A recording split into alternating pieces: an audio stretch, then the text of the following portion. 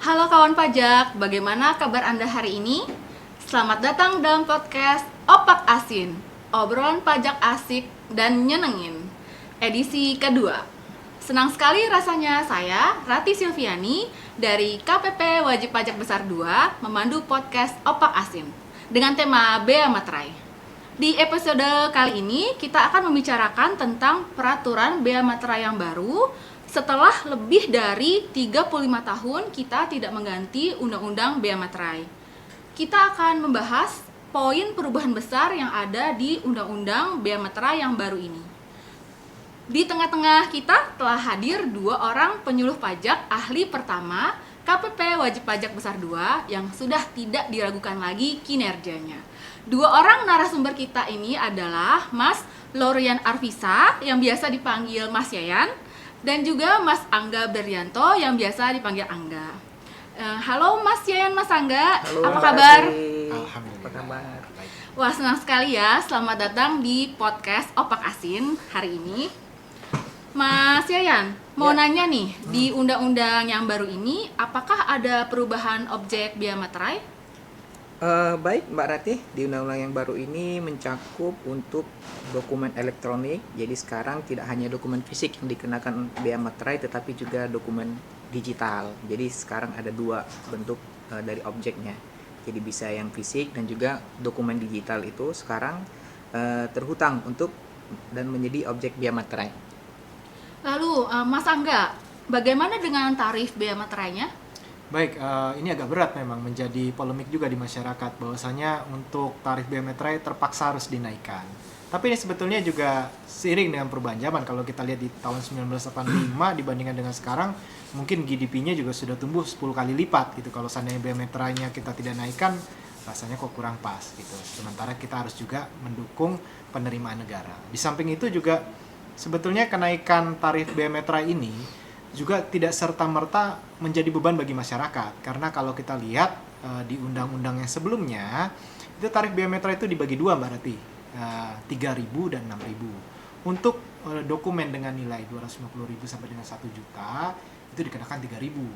Sementara untuk dokumen di atas 1 juta dikenakan 6.000. Berarti dengan kata lain, dokumen dengan nilai kecil aja kan sudah dikenakan, sehingga menjadi beban juga buat masyarakat. Untuk saat ini di atas 5 juta baru dikenakan, walaupun tadi tarifnya memang naik. Mungkin itu ya alasannya dinaikkan, mengikuti perkembangan zaman lah. Iya ya Mas Angga, mengikuti perkembangan zaman kita yang sekarang ini ya tentunya ya pastinya. Dan bagaimana batasan nilai dokumennya ya Mas Yayan? Kalau seperti sebagaimana kita ketahui di dalam undang-undangnya bahwa untuk batasan dokumen yang terhutang dari bea materai itu sekarang dinaikkan. Yang sebelumnya dengan nominal sampai dengan 1 juta rupiah, sekarang berubah menjadi 5 juta rupiah. Ini mungkin bisa menunjukkan itu peraturan pemerintah, kebijakan pemerintah yang mungkin bisa kita bilang berkeberpihakan dengan sektor-sektor usaha kecil, karena kita tahu sekarang ini dengan nilai apabila dibatasi dengan nilai nominal 1 juta rupiah itu mungkin terlalu banyak dan terlalu memberatkan. Jadi karena pemerintah berpihak atau setelah mengkaji, batasan nominal ini sekarang dinaikkan menjadi 5 juta. Begitu Mbak Rete. Ya baik, dengan batasan yang baru ini, nah bagaimana penggunaan materai elektronik terhadap dokumen dalam bentuk elektroniknya ya Mas Angga ya? Iya, jadi seperti tadi disampaikan oleh Bang Yayan nih, kalau seandainya perubahan selain tarif, perubahan yang signifikan itu terkait dengan dokumen apa yang dikenakan. Tidak hanya fisik, kali ini di Undang-Undang Materai yang baru adalah juga mengatur mengenai dokumen secara elektronik. Kita tahu zaman sekarang transaksi yang menyebut nilai uang itu tidak hanya di dokumen fisik. Kalau seandainya yang dikenakan hanya dokumen fisik, berarti nanti transaksi lewat internet tuh bebas semuanya. Jadi ada ketidakimbangan antara transaksi di online dengan offline. Sementara pajak kan harusnya kan dia kan adil ya antara 2 jenis transaksi ini. Maka sekarang dikenalkanlah materai yang bersifat elektronik. Jadi dokumen elektronik dikenakan bea materainya secara elektronik, tidak harus dicetak dulu kemudian dibukukan materai secara fisik, tapi dapat di materai secara elektronik menggunakan sistem nanti yang akan dipakai, yaitu namanya e-materai. Ya, terima kasih Mas Angga. Nah, Mas Yayan, bagaimana dengan pemberian fasilitas pembebasan bea materai? Baik Mbak Rati, jadi seperti kita ketahui segala macam kebijakan itu ada pengecualiannya. Seperti kita ketahui biaya materai ini yang dimana terhutang atas dokumen yang biasa kita sebut pajak dokumen, ada pengecualiannya atau bisa kita sebut dengan pembebasan atas hal-hal tertentu. Hal-hal tertentu itu berupa pertama terkait bencana alam, yang selanjutnya terkait dengan program pemerintah dan pelaksanaan perjanjian internasional baik untuk sementara atau untuk selamanya. Ini contoh yang dibebaskan. Yang pertama itu adanya transaksi pengalihan hak dan atas tanah dan atau bangunan dalam rangka percepatan proses penanganan pemulihan kondisi sosial ekonomi suatu daerah akibat bencana alam. Nah, ini apabila terjadi transaksi penyerahan atau jual beli tanah yang dimana terkait dengan bencana alam, maka atas transaksi ini dibebaskan dari pengenaan biaya materai.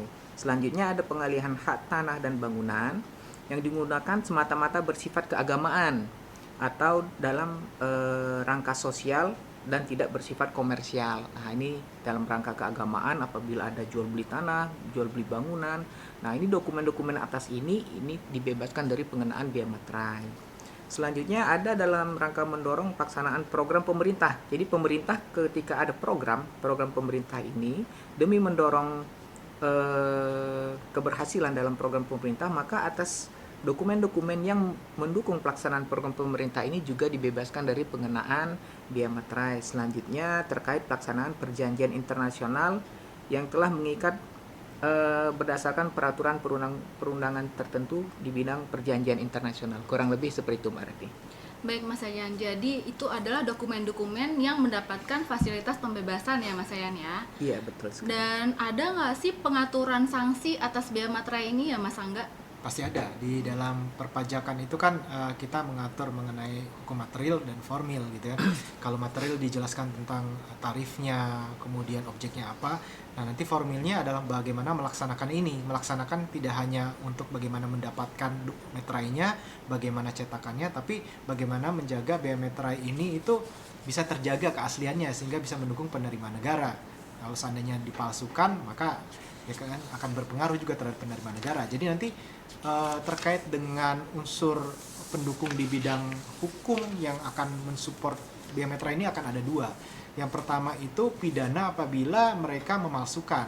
Ada orang-orang tertentu yang memalsukan biaya materai.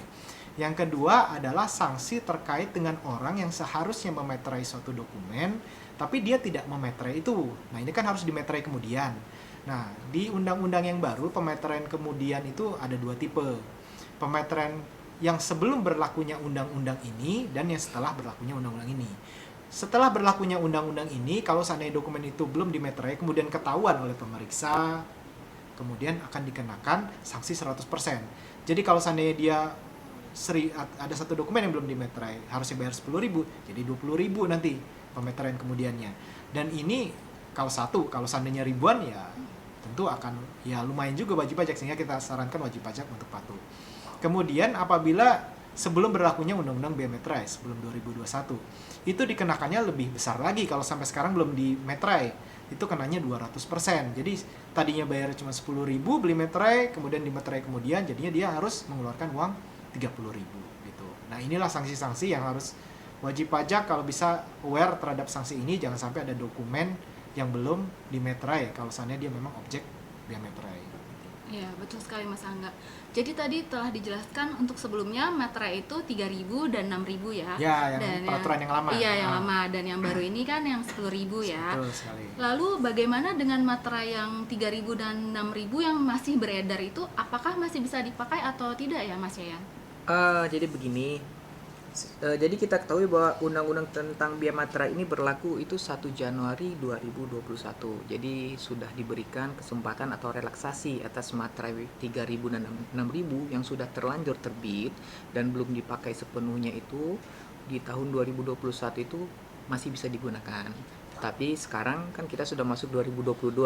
Nah, jadi untuk saat ini pemakaian materai 6.000 dan 3.000 itu sudah tidak bisa digunakan lagi. Kita hanya menggunakan single materai yaitu 10.000. Iya, jadi sekarang cuma bea materai yang bisa dipakai hanya yang 10.000 saja ya Mas Iya, Yayan ya. betul. Pasti kawan pajak penasaran kan seperti apa sih wujud bea materai tempel yang baru? Gimana Mas Angga bentuk materai baru yang Iya. tempel yang baru?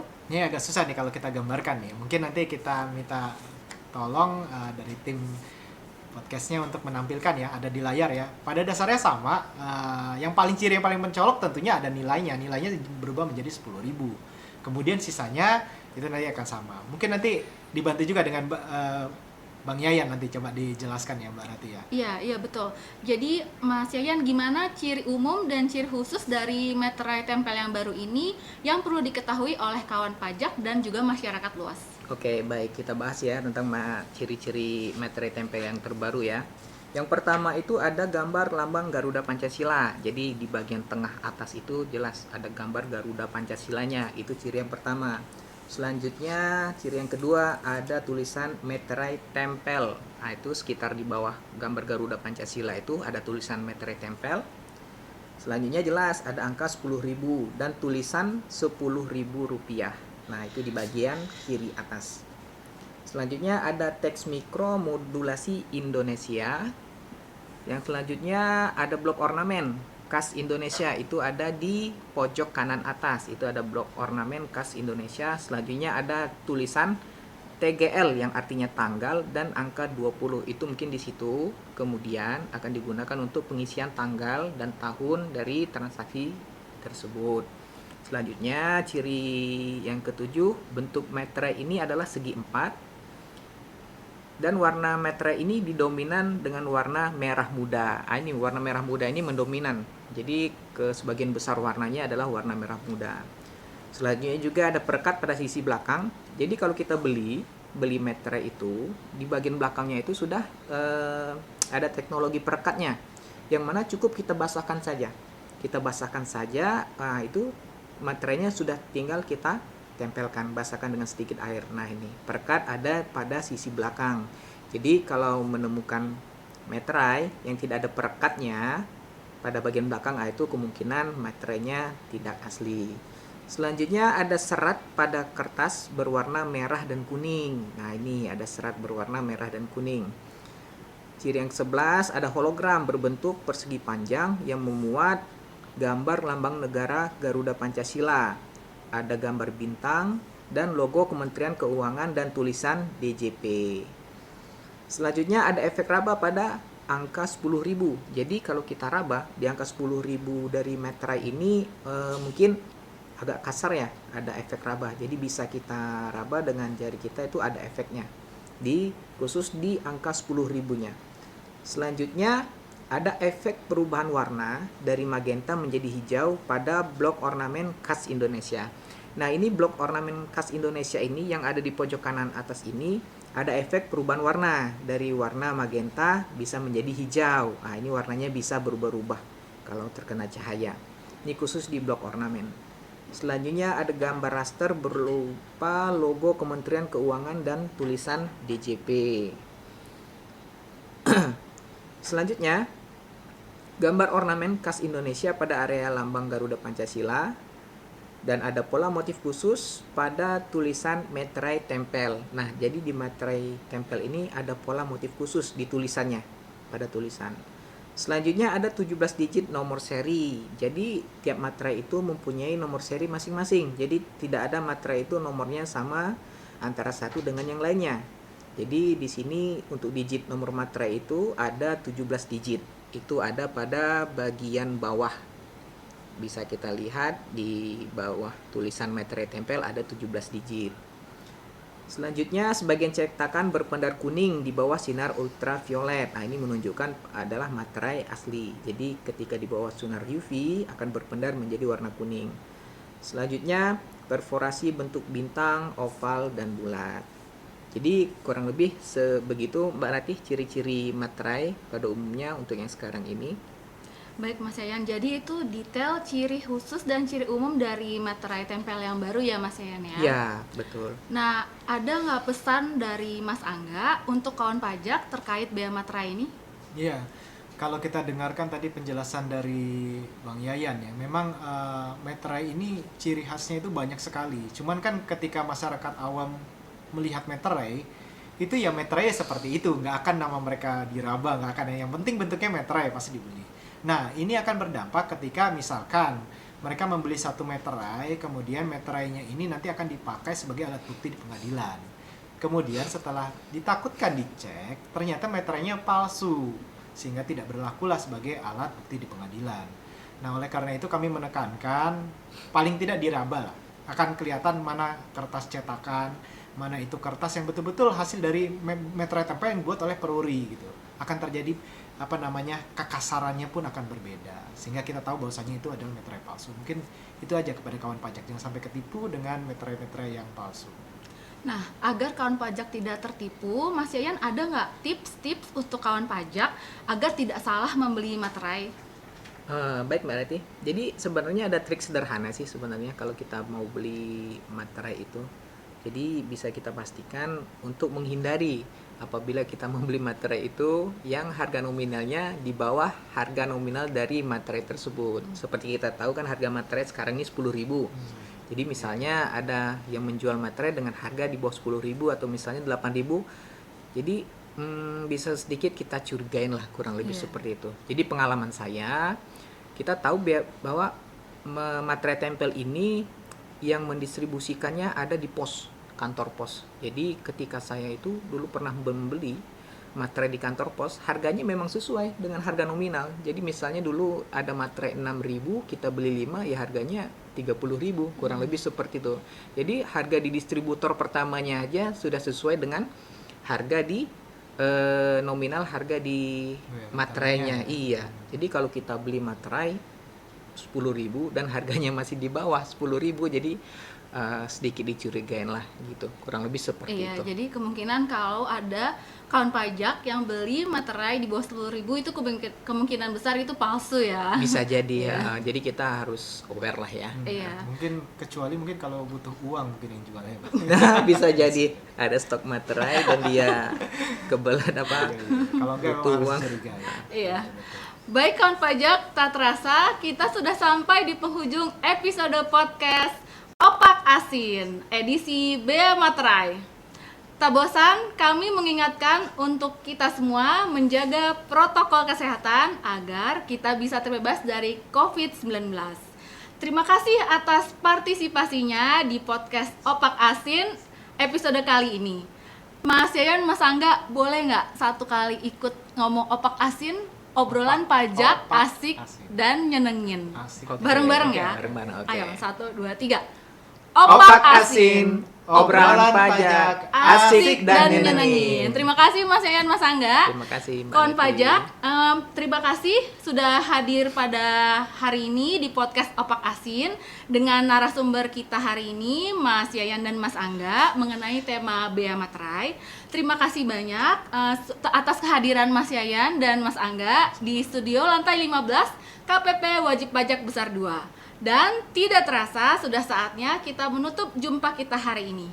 Saya Rati Silviani dan narasumber kita Mas Yayan dan Mas Angga bersama seluruh kru yang bertugas hari ini pamit undur diri. Sampai jumpa di podcast Opak Asin berikutnya.